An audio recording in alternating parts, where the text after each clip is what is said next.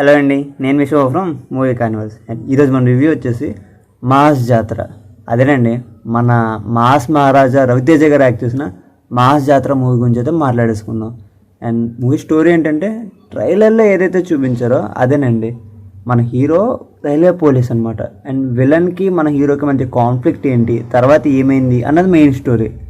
And మూవీస్లో పాజిటివ్స్కి వచ్చేస్తే absolutely మన రవితేజ గారు అండి. ఆ పెర్ఫార్మెన్స్ కానీ, ఆ ఎనర్జీ కానీ, యాక్షన్ సీక్వెన్స్లోని ఆ మాస్ అదంతా సూపర్ అండి. అసలు చాలా బాగున్నారనమాట అతనైతే. అండ్ రవితేజ గారు పాత మూవీ రిఫరెన్స్లు అయితే చాలా ఉన్నాయండి.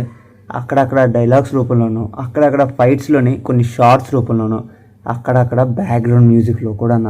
అండ్ మూవీ మొత్తం మనకి ఫ్లాట్గా వెళ్ళిపోతుంది. మూవీ కాకపోతే ఒక రొటీన్ మాస్ కమర్షియల్ మూవీ అయితే చెప్పచ్చండి మాస్ జాతర అనేది. అండ్ మ్యూజిక్ కూడా ఓకే, పర్లేదు అనేది అనిపించింది.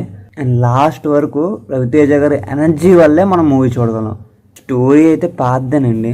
మాస్ మూవీస్ నచ్చే వాళ్ళకైతే ఈ మూవీ ఖచ్చితంగా నచ్చుతుంది అని అయితే చెప్తాను. సింపుల్గా చెప్పాలంటే రవితేజ గారి ఎనర్జీ కానీ, ఆ పాత లుక్స్లోని అతను చూడాలనుకుంటే వెళ్ళి చూసేయండి. థియేటర్స్లో అయితే పక్కాగా చెప్తాను, it's one time watchable movie.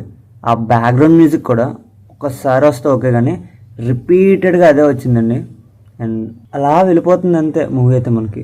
And ఈ మూవీకి మేము ఇచ్చే స్టారింగ్ వచ్చేసి 2.75 స్టార్స్ అండి 5కి అయితే. అండ్ మిస్టర్ బచ్చన్ కన్నా కొంచెం బెటర్ అనే చెప్తాను నేనైతే. And it's a decent comeback movie. And okay okay mass decent entertainment movie mass జాతర. అండ్ ఈ మూవీ మీరు ఆల్రెడీ చూసినట్టయితే మీకు ఎలా అనిపించిందో కింద కామెంట్ అయితే చేసేయండి. అండ్ మా వీడియోస్ కనుక మీకు నచ్చినట్టయితే లైక్ చేయడం, షేర్ చేయడం, మా ఛానల్ని సబ్స్క్రైబ్ చేయడం అయితే అస్సలు మర్చిపోకండి.